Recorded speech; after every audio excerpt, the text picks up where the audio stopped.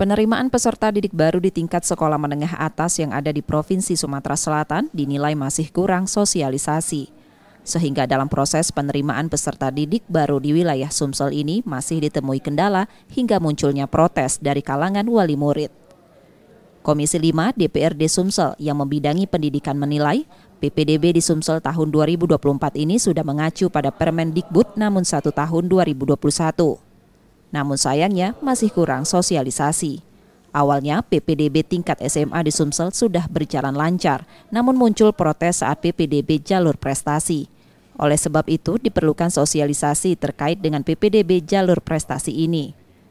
Zonasi afirmasi sebenarnya tidak ada masalah ya.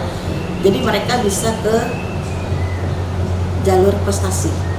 Kalau tidak masuk zonasi, mereka lari ke jalur prestasi. Nah, yang masih bermasalah hanya di jalur prestasi. Nah, untuk jalur prestasi ini perlu ada semacam sosialisasi ke masyarakat. Kita bagaimana memperjuangkan hak-hak anak-anak dalam bidang pendidikan. Nah ini, jadi dari 10 hak anak, hak mendapatkan pendidikan itu yang harus kita perjuangkan. Di PPDB Sumsel ini ada 4 jalur, yakni jalur zonasi dengan kuota 50%, afirmasi 15%, perpindahan tugas orang tua atau wali 5%, dan prestasi 30%.